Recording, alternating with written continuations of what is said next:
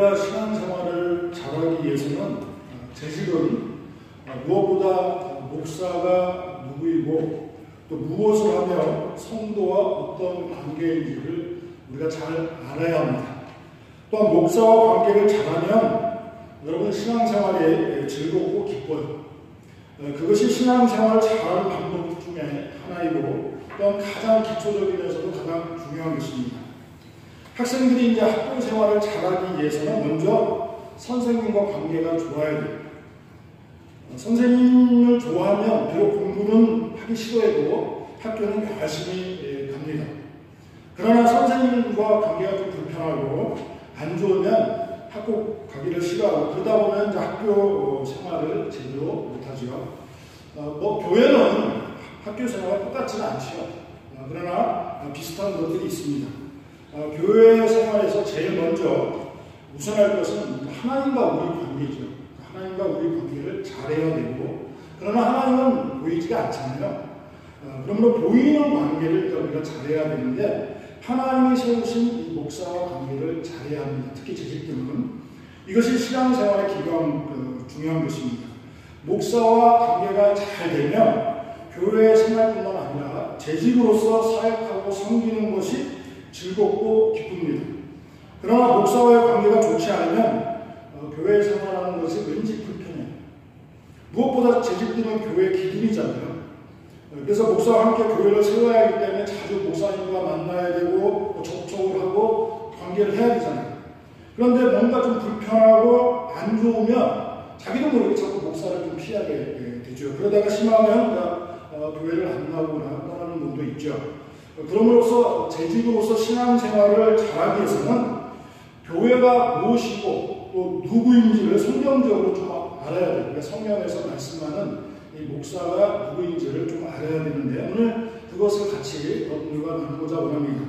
그러면 목사를 어렵게 생각하거나 불편하게 생각하지 않고 왜 성경에서 말씀을 하고 있습니까? 그 원리를 잘 알아서 우리가 신앙생활을 하면 우리가 주님 안에서 기쁘게 할 수 있다는 거죠. 오늘 본문 11절에 나오는 사역자들 또 직분자들은 하나님이 교회에 주신 선물이에요. 선물. 그렇다면 여기서 뭐 다른 직분을 다 말하기는 좀 그렇고 목사만 이야기하면 이렇게 말할 수 있어요. 손인태 목사님은 여러분들에게 주신 하나님의 뭐예요? 네, 선물이에요. 그러니까 손인태 목사님은 하나님께서 여러분들에게 주신 선물이에요. 선물은 귀한 거죠? 선물은 감사한 거잖아요. 8절에 예수님이 하늘로 승천하시면서 사람들에게 선물로 주셨다. 누구를 위해서? 교회를 위해서. 그리고 여러분들을 위해서 쉽게 말하면 목사라는 선물을 주셨다. 이렇게 말씀하고 있습니다.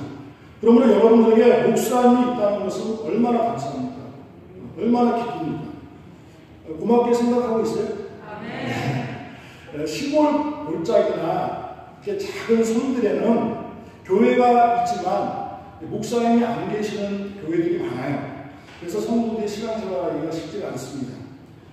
그런 곳에는 참 목사를 모시기가 쉽지 않죠. 제가 그 코로나 터지기 전에 중국의 한족과 조선족을 섬기기 위해서 한 1년에 한 2번 가서 일주일 동안 강의를 합니다.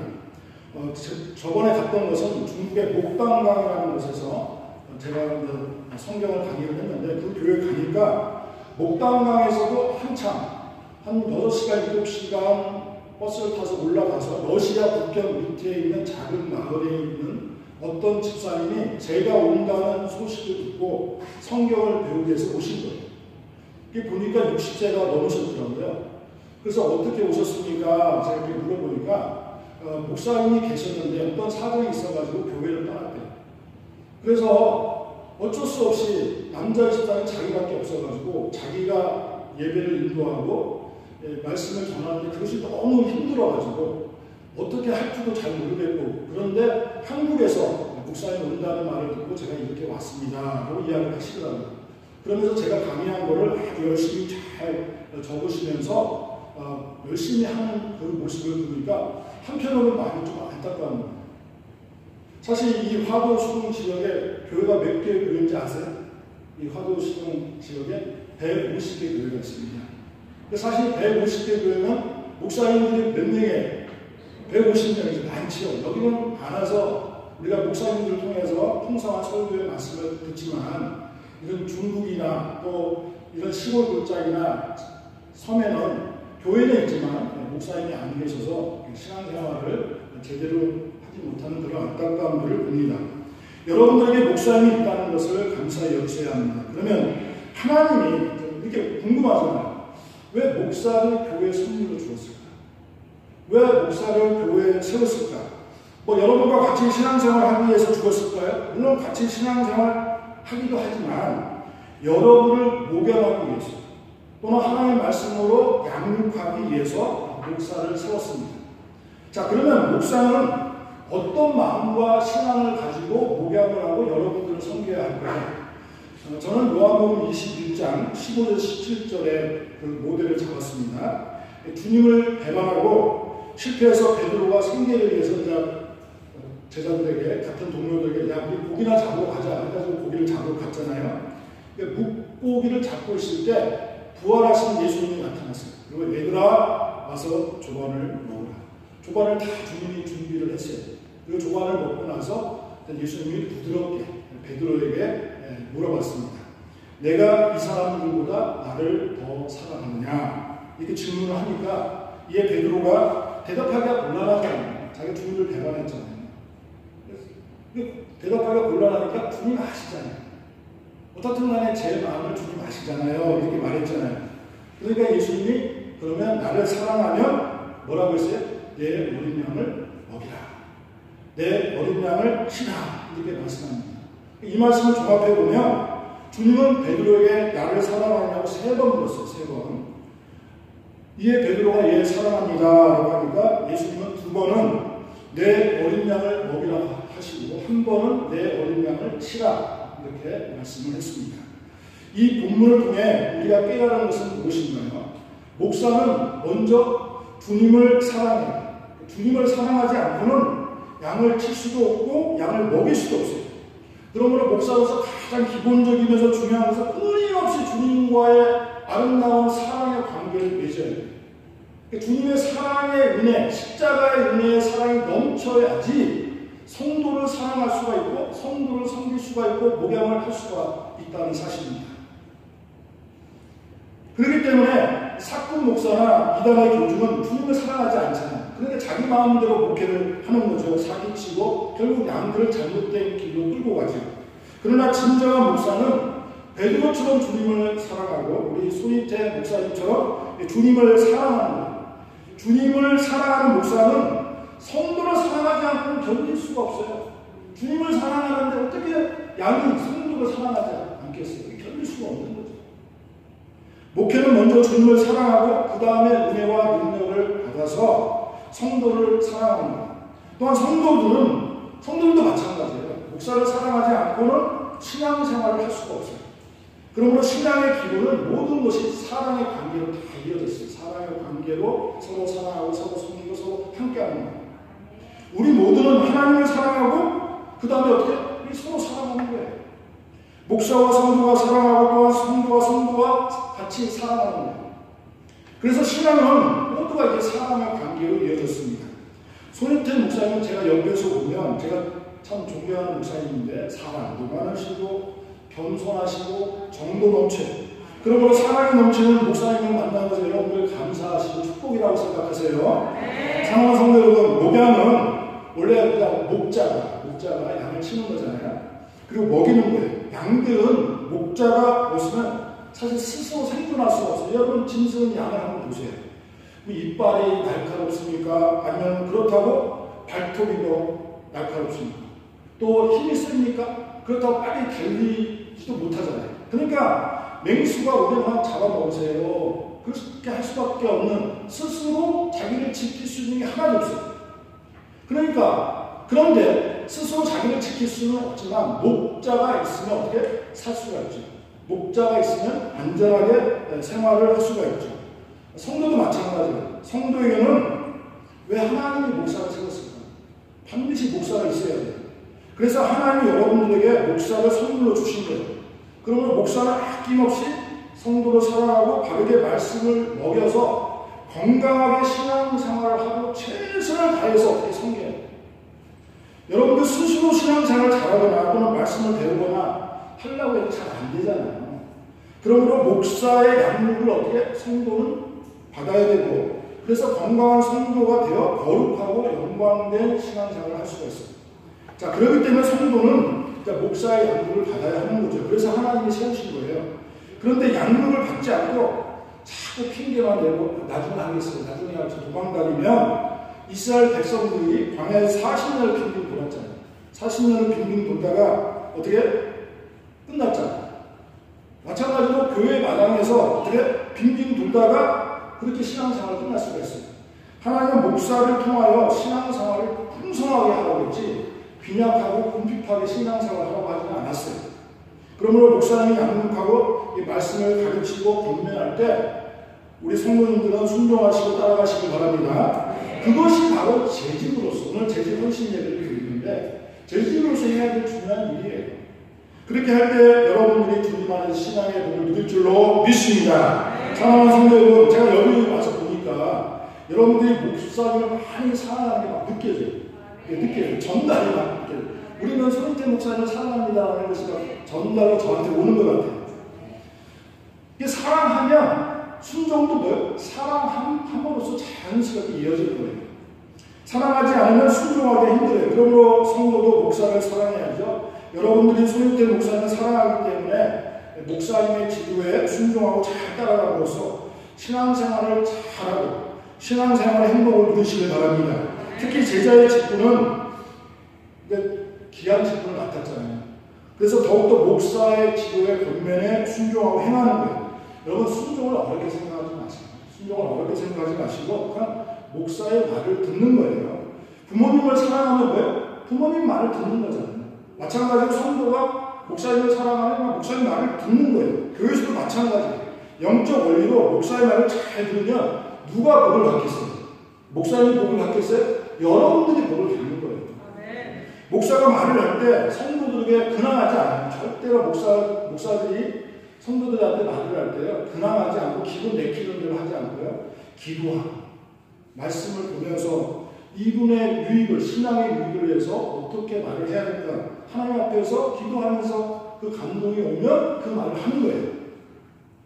이것저것 생각하면서 기도하고 성령님이 주시는 감동으로 말을 하는 거죠. 그러므로 목사님이 말을 할 때 이 말을 왜 하는가? 나를 위해서 말씀해 주는구나. 나의 신앙생활에 복을 받기 위해서 목사님이 나를 이렇게 말씀해 주는구나. 믿음으로 받으시면 돼요. 믿음으로. 그러면 믿음으로 받으면 여러분 삶 속에서 놀라운 일이 생길 줄로 믿습니다. 그러면 그것이 설령 부담이 되어도 믿음으로 해보세요. 여러분 사실 신앙은 부담이 되는 거예요. 부담이 될 수밖에 없잖아요. 하나님의 말씀은 나에게 들어오는데 나의 중심이 우리가 서 있잖아요. 그 중심을 깨뜨리고 그 말씀을 받아들인다는 게 쉽지는 않잖아요. 그렇기 때문에 때로는 부담이 될 수도 있어요. 그러나 그 부담을 순종하고 움직이면 그것이 나에게 복이 된다는 사실이에요. 그게 바로 말씀의 복이에요. 우리 교회 모 집사님은 평소에 우리가 기도하기 힘들어요.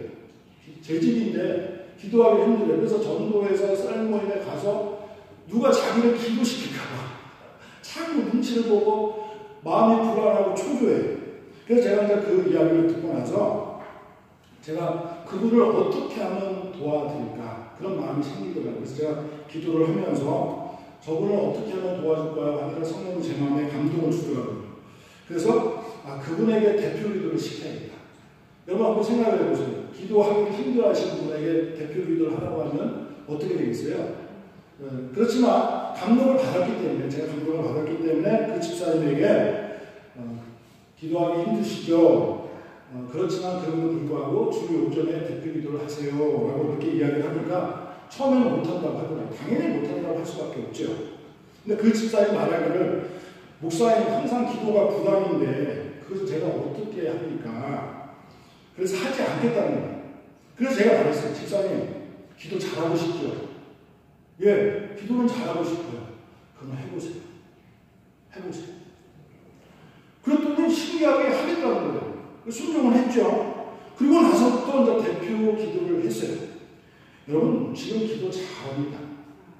기도도 훈련이지만 본인이 순종하고 기도함으로써 어떻게 이제 기도의 용사가 되었어요. 그런데 만약 그때 그분이 순종하지 않고 자꾸 피하고 도망다녔으면 지금도 아마 그분은 기도의 부담감을 가지고 신앙생활을 했을 거예요. 제가 안타까운 것은 몇 년 전에 남자 집사님이 전도회에서 하나님이 믿어지지 않는다고 사람들한테 이야기를 했어요. 그러니까 제 집이라는 사람이 이제 그런 말을 하니까 전도회 분위기가 어떻겠어요. 근데 본인도 뭐 안 믿어지니까 안 믿어진다고 이야기를 한 거예요. 그래서 제가 어느 날 그 집사님을 만나서 이야기를 했어요. 정말 집사님 하나님이 믿어지지 않아요? 그러니까 솔직하게 믿어지지 않아요. 아, 그러면 하나님 믿고 싶죠? 그러니까 믿고 싶대. 그러면 제가 좀 하라는 대로 하세요. 그럼 어떻게 해요? 네, 사복음서와 서신서를 하루에 3장씩 읽으시고 30분 동안 매일 하나님, 제가 하나님을 믿을 수 있도록 믿어질 수 있는 강한 믿음을 저에게 주세요 라고 그렇게 한번 기도를 해보세요. 제가 그렇게 이야기했어요. 그랬더니 대답을 하지 않더라고요. 그러다가 가다가 결국 코로나 강풍이 왔잖아요. 코로나 강풍으로 무너지고 말았어요. 교회도 나오지 못하고요. 들리는 말에 의하면 또 술독에 빠져 살고 있습니다. 참 안타까워요. 자, 그렇다면 이 시간에 하나님이 목사를 교회에 여러분에게 선물로 주셨다고 했는데 그렇다면 선물로 주신 이유나 목적이 있을 거 아니에요. 제가 한번 여러분들이 질문하겠습니다. 목사가 하는 일이 무엇인가요? 목사가 하는 일. 네? 많죠. 네, 이제 목사의 가장 중요한 일은 메시지를 전하는 거죠. 설교죠. 또 뭐 요새는 뭐 메시지뿐만 아니라 목사가 하는 일이 많아요. 사실 뭐 신방도 해야지, 행정도 해야지, 전도도 해야지. 저 같은 작은 교회는 뭐 제가 뭐 청소도 하고 또 운전도 해요. 또 뭐 현관부도 갈고. 그런데 본문에서 오늘 본문을 보십시오. 본문에서 목사가 하는 일 3가지 일이 나와요. 목사가 하는 일. 목사에서 가장 중요한 일. 하나님께서 목사를 교회 선물로 주었고 목사는 이런 일을 반드시 해야 돼 라고 말씀으로 주었어요. 자, 이 일은 다른 일로 인하여 절대 목사가 양보에 해서는 안 돼요. 소홀히 해서도 안 되고 반드시 최선을 다하고 충성을 다해야 돼요.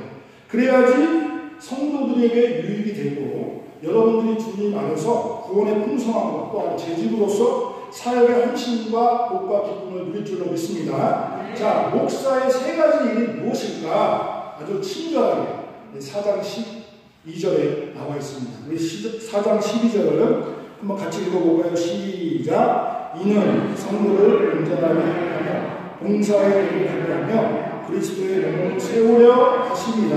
이렇게 말씀하고 있습니다.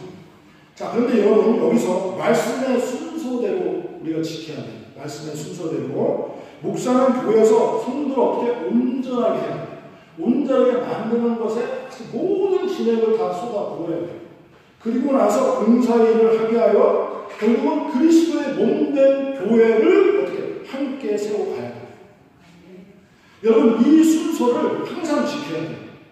왜 이 순서가 중요하냐면 만약 이 순서가 바뀌면 교회가 병들고 재직들이 잘못되어 교회가 세워지지 않고 무너질 수밖에 없어요. 먼저 대략적으로 말씀드리면 성도를 온전하게 하라 해서 온전하다는 헬라어는 카타르티스몬인데 이것은 부러진 뼈를 맞추거나 찢어진 그물을 기울 때 그리고 또는 준비하다, 구비하다 이런 뜻을 가지고 있습니다. 그러므로 순서적으로 다시 말씀드리면 목사는 성도를 말씀으로 어떻게 구비하고 준비를 시켜서 봉사의 일을 즉 사역의 일을 하게 하여 그리스도의 몸된 교회를 세우는 거예요. 할렐루야. 네. 그렇게 세워가야 돼요. 그래서 하나님 말씀의 순서를 주신 거예요. 그런데 순서가 바뀌어서 은사나 재능이 뛰어나고 또 다른 교회에서 봉사했다고 해서 말씀으로 구비하지 않고 만약에 봉사하도록 세우면 봉사하는 과정 속에서 여러 가지 문제들이 일어나요. 봉사하는 사람들과 다투고 그래서 시험들도 실족하게 되는 경우가 많습니다. 또한 말씀으로 구비하지 않고 열심히 교회 생활한다고 해서 먼저 직분부터 주고 직분부터 받아 그리고 일을 해 그럼 또 하나님 다 그렇게 하셔 라고 한다면 여러 가지 뭐 직분을 받았기 때문에 해야겠지만 문제는 뭐냐면 감당할 실력이 없어요. 직분은 있는데 감당할 실력이 없어요. 왜? 감당할 실력은 어디서 오냐면 말씀으로 오기 때문에. 말씀은 하나님의 능력이잖아요. 말씀으로 준비가 안 되어서 직분을 하다 보면 거기에 문제가 생기는 거예요. 그래서 한국교회 안에 여러 가지 문제들이 교회에서 봉사하다가 직분을 맡아서 일을 하다가 생기는 것들이 많아요. 저는 그런 현장을 많이 경험을 했어요. 많은 아픔의 사연을 교회에서 겪어보며, 그래서 제가 교회를 개척을 할 때 이 순서를 지금까지 지키려고 애를 많이 썼습니다. 저희 교회는 지금의 자리에서 올해 17년이 됐습니다. 개척한 지 17년이 됐습니다. 개척교회고 작은 교회이다 보니까 가장 큰 문제는 뭐예요? 봉사할 사람이 없어요. 그렇잖아요. 봉사할 사람이 없어요. 그래서 사람들이 들어오면 다른 교회에서 봉사했던 분들, 또 은사와 재능을 가진 분들이 들어오고, 또 직분자들이 들어오면 저의 마음도 바로 사역을 시키고 싶어요. 성가대도 세우고 싶고, 또 여러 가지 일들을 세우고 싶은 그런 마음이 들 때가 많습니다. 그럴 때마다 제가 성령으로 제 마음을 좀 누르고 이 본문을 다시 읽어요. 아무리 좀 힘들어도 박 목사 순서대로 가자. 그래서 제가 이 본문을 읽습니다. 그리고 건강한 교회 세우기 위해서 비록 교회 성장이 힘들고 또 더디가고 늦어도 먼저 말씀으로 준비시키는데 최선을 다하자. 그래서 말씀 훈련을 시키고 제자 훈련을 했던 것입니다. 많은 목사님들이나 교회 중직자들이 말씀 훈련을 하고 제자 훈련을 하면 아유 사람이 변하지 않아, 달라지지 않아, 이런 말을 많이 하는데 저는 그 말에 동의하지 않습니다. 저희 교회는 성도들 많지 않지만, 근데 지금까지 17년 동안 제가 제자 훈련, 말씀 훈련으로 섬겼는데, 제자 훈련을 하는 중에 아무런 성장이 없고 아무런 변화가 없으면 먼저 목사부터 못해요. 지쳐가지고. 아니, 제자 훈련을 막 시키고 말씀으로 세우는데 사람이 변하지 않아. 사람이 달라지지 않아. 믿음이 성장하지 않아. 그럼 목사가 그것 자체가 뭐예요? 지칠 수밖에 없는 거예요. 그런데 훈련을 시키고 말씀으로 먹이면 어떻게? 달라지는 모습이 보이니까. 믿음이 성장하니까.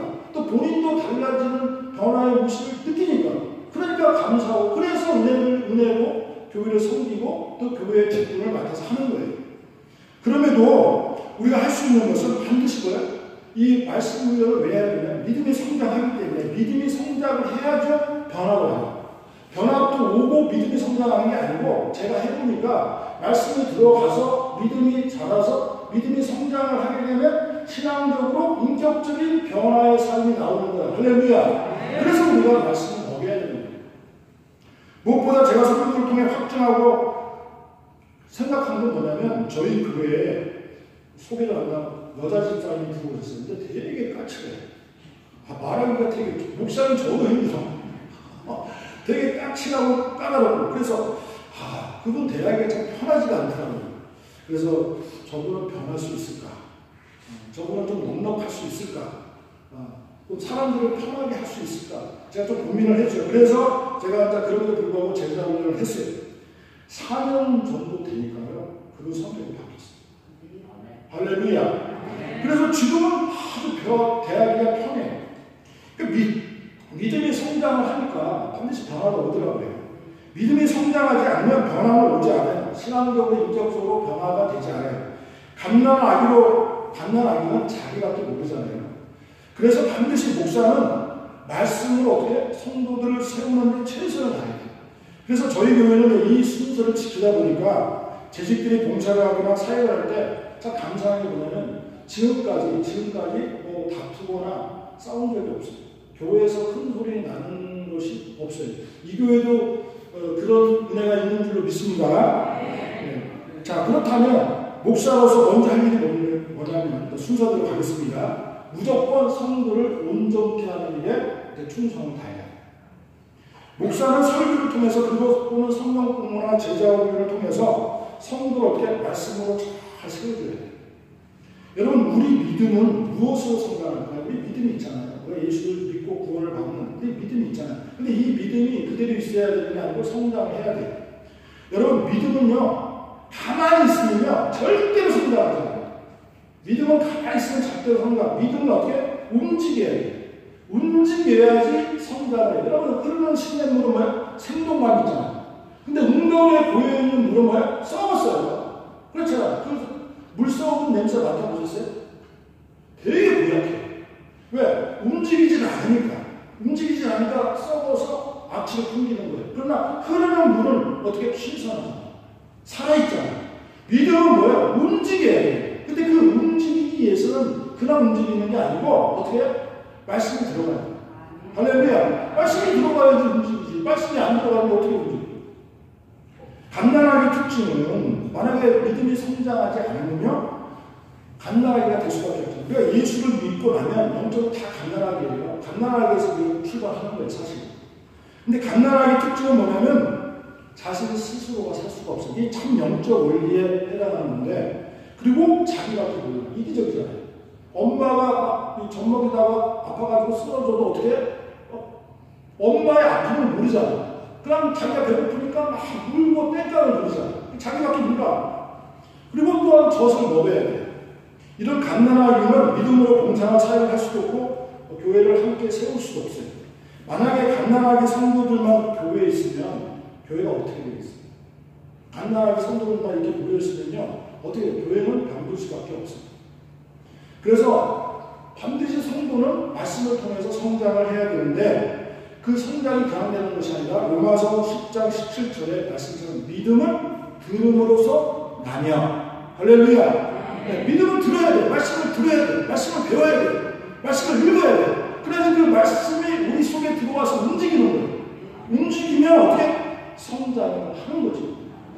그러므로 목사는 말씀을 잘 준비해서 먹여야 돼요. 우리 소리든 목사님이 아주 말씀을 잘 준비해서 먹일 줄을 믿습니다.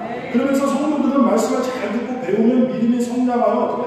죄로 망가졌잖아요. 우리가 죄로 타락해서 망가졌던 생각과 가치관과 이 성품이 어떻게 잘 치료가 돼요. 말씀으로 고쳐지고 회복되어서 13절에 나오는 말씀 그냥 나오는 게 아니에요. 13절 보시면 온전한 사람을 이루어 장성한 분량이 충만한 데까지 간다 그 말이에요. 근데 여기서 온전함은 헬라어로 텔리오스라고 해요. 텔리오스인데 텔리오스는 성숙하다, 완숙하다 그런 뜻인데, 그래서 성숙함을 이루어서 그리스도의 장성한 분량에 이르게 되면, 즉 예수님을 닮아가는 존재가 된다는 사실입니다. 제가 유튜브를 한번 봤어요. 이 마석 사랑의교회를 제가 쳐보니까 유튜브가 나오더라고요. 그 동영상을 보았는데, 손혜태 목사님이 이 노년의 연세임에도 불구하고 열정적으로 막 설교를 하시더라고요. 말씀을 막 잘 먹이시더라고요. 이렇게 말씀으로 풍성하게 먹이니 여러분들은 믿음으로 잘 받으시고 성장하기를 주의 이름으로 축복합니다. 그리고 그 말씀을 따라 믿음으로 성장하여서 신앙적으로 또 인격적으로 변화되어 그리스도의 장성한 분량에 충만하는 은혜가 넘치기를 바랍니다. 장성한 재질이 많은 교회는 어떻게 되겠어요? 여러분, 장성한 재질이 많은 교회는 자연적으로 교회가 성장할 수밖에 없어요. 부흥할 수밖에 없어요. 그리고 신앙생활이 어때요? 주님 안에서 행복하고 즐겁죠. 여러분들의 인상을 보니까, 제가 이렇게 보니까 저희들은 이 교회에서 신앙생활을 행복하게 하고 있습니다. 재질로서 감사하게 충성하고 있습니다. 이렇게 말하는 것 같아서 참 보기가 좋아요. 그렇죠? 네. 자, 이렇게 말씀으로 믿음이 성장하여 신앙적으로 인격적으로 장성하게 되면 주님께서 주신 사역을 하는 거예요. 그때서야 이제 봉사하시는 거예요. 사역을 하시고 직분을 맡아서 감당하는 거예요. 교회는 각자 역할과 사명이 다 있죠. 목사는 목사의 역할이 있고요. 장로는 장로 역할이고, 권사는 권사 역할이고, 안수집사, 또 집사는 집사 역할이 있잖아요. 그러므로 먼저 각자의 역할에 어떻게 충성을 다해야 돼요. 그래서 사도 바울은 갈라디아서 6장 5절에 각각 이렇게 자기 짐을 지라고 했어요. 각각 자기에게 주어진 짐이 있잖아요. 봉사의 짐이 있잖아요. 이걸 다른 사람한테 떠밀리지 말고 자기가 하나님 앞에 받았으면 그 짐을 지라는 거예요. 그 짐을 충성을 다하는 거예요. 따라서 재직은 자신의 역할, 직분에 어떻게 최선을 다해야 돼요. 그런데 자신이 해야 될 일이나 사역을 비롯한 역할을 하지 못하면, 몸된 교회에 문제가 생기는 거예요. 왜 성경은 교회를 우리 몸이라고 했을까요? 그리스도 몸이라고 했잖아요. 이 몸이라고 왜 비유를 했을까요? 여러분, 그리스도의 몸이라고 했죠? 우리 몸에는 많은 지체들이 있어요. 그렇죠? 눈, 코, 이 속에 또 보이지 않는 장기들이